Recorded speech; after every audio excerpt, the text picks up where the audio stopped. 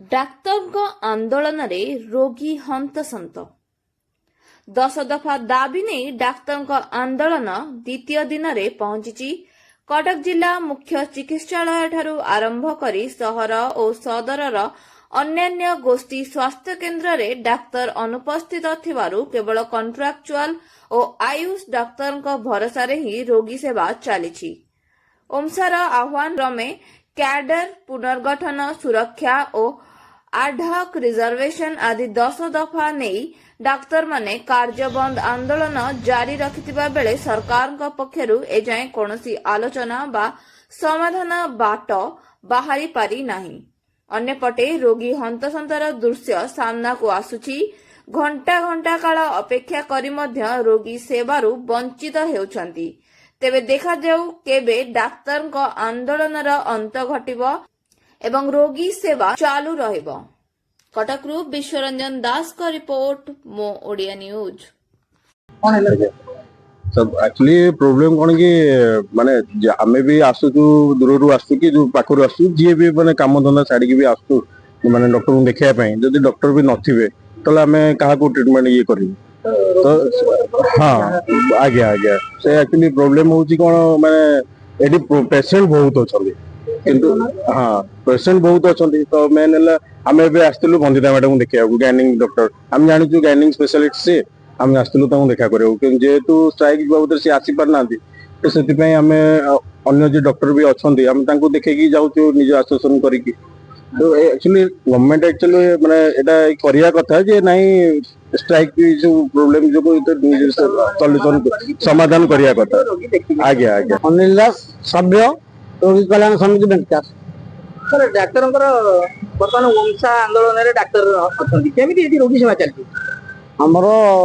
बेंकास सुपरटेंट Ayush doctor मान नियुक्ति देती चिकित्सा सेवा करने जेहेतु ओमसा डॉक्टर मैंने स्ट्राइक किंतु जो एठी आमर जो डॉक्टर मैंने अच्छा जो 6 जन डॉक्टर ओमसार सभ्य नुहति किंतु से एमबीबीएस किंतु से कहीं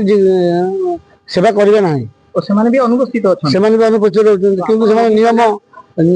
नुह कि अनुपस्थित होगा द्वारा कहवाई कहीं अनुपस्थित अच्छा आम भी जान से विषय रोगी कल्याण समिति कौन पदक्षेप नहीं रोगी कल्याण समिति आदि भूमिका किसी ना चाहिए ना रोगी आम से विषय सुपर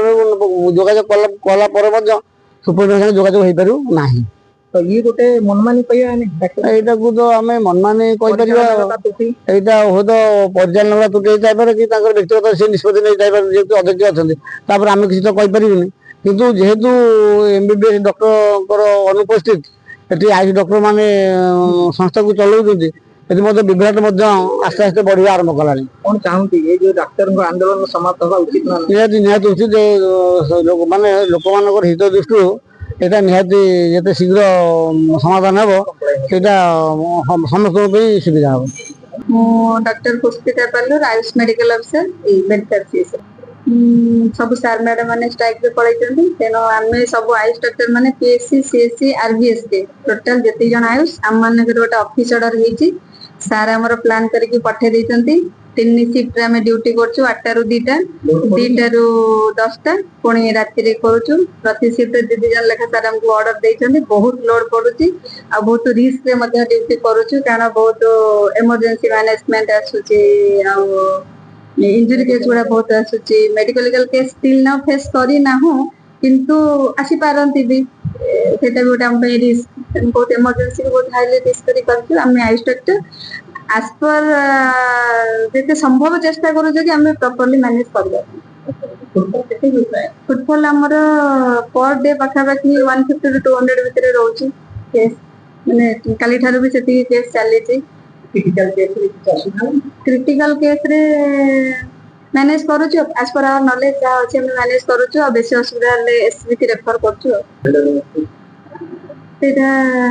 सिचुएशन कहब गवर्नमेंट सहित डिस्कसन कौन हम कौन ना ये सब जिते सर्ट आउट हो गले आम मैंने सर्ट आउट हो कि आउ टे भल ही था जदि आम पाखे किए गाइडेंस था।